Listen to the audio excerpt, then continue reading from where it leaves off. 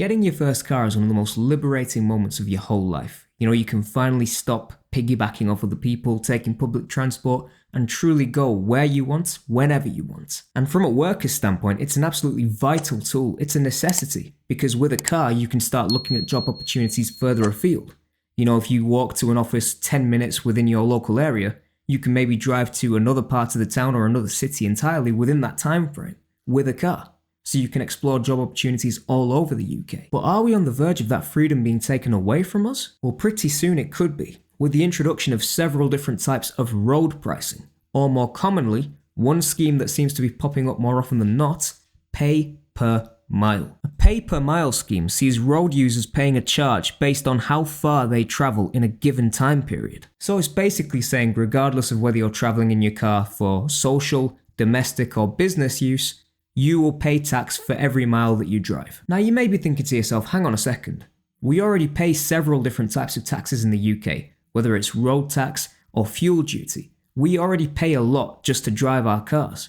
So why on earth are we now going to be paid per mile that we drive? Well, the simplest answer is the increasing adoption of electric vehicles. Electric car ownership has been steadily increasing in the UK over the last few years.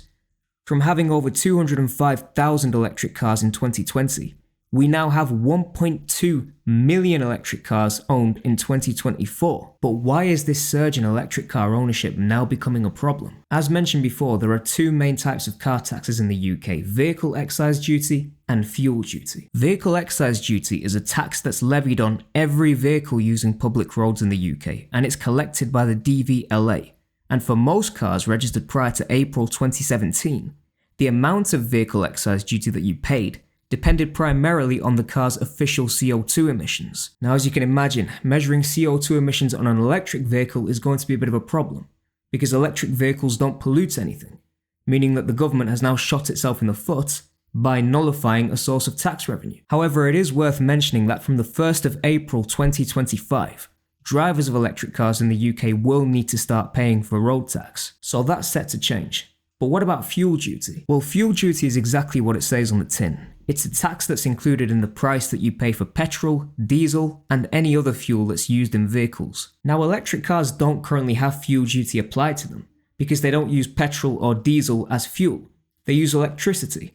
And that makes it extremely difficult to measure how much electricity a person uses when driving their cars, because in the UK we currently have no way of measuring that. And this is a big problem for the UK government, because in the 2022-23 financial year, vehicle excise duty generated around about £7.3 billion, and fuel duty generated about £25.1 billion.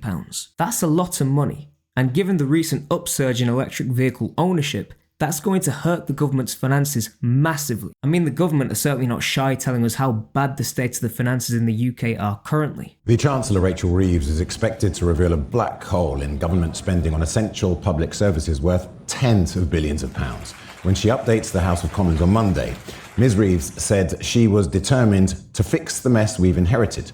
The Conservative Shadow Chancellor, Jeremy Hunt, dismissed Labour's claims as nothing but a fabrication. Mr Speaker, the government published its plans for day-to-day spending in the spring budget in March.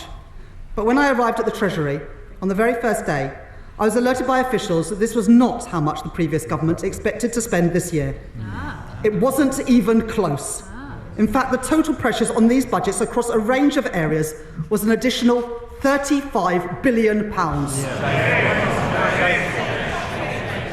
Once you account for the slippage in budgets you usually see over a year, and the reserve of £9 billion designed to respond to genuinely unexpected events, it means, Mr Speaker, that we have inherited a projected overspend of £22 billion. I am announcing today that I will hold a budget on October the 30th, alongside a full economic and fiscal forecast from the Office for Budget Responsibility.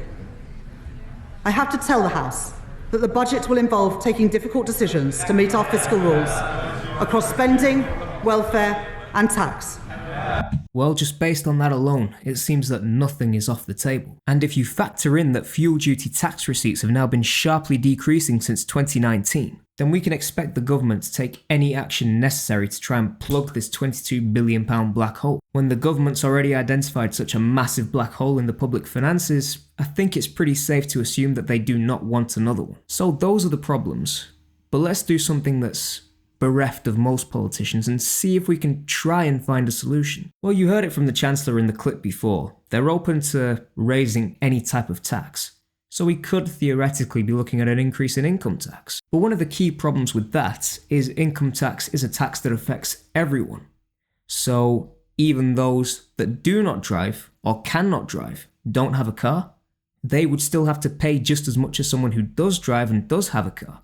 That's not fair. And it's also not fair for someone that's just doing a quick hop to the shops and back, maybe one-off trips like that in their car, to pay the same amount as someone who's driving hundreds of miles day in, day out, up and down the country. So that's not a viable option, so bin that. What else could be done?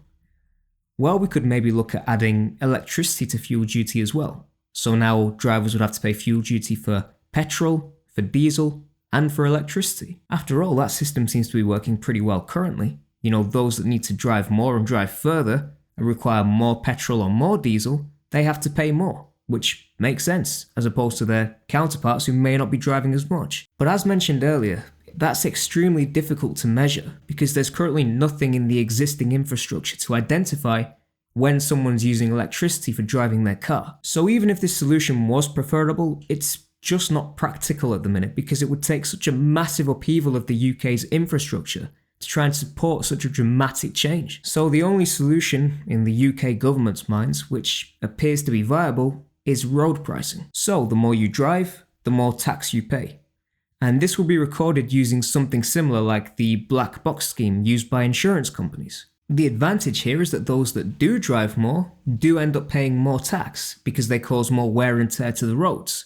And also those who travel during rush hours can also be charged more for the congestion that they're causing, as opposed to those who avoid rush hour. But the black box scheme is hardly perfect, and any concerns people have about the current black box insurance scheme would just be replicated and voiced on a louder scale if the tax model was based off of that scheme as well. I don't know about you, but I personally don't feel very comfortable with the notion that the government can track my every move. And unlike insurance black boxes, which are optional, road tax black boxes would need to be made mandatory for anyone who has a car. But sadly, that solution just seems to be the best of an incredibly bad bunch. Now, I'm no fan of electric cars. I don't particularly want to have an electric car, but we seem to be moving more and more to that with each passing day. But if the financial situation in the UK is as bad as the government is making it out to be, then this is something we can either expect to see in the October budget or in one of the budgets over the next few years.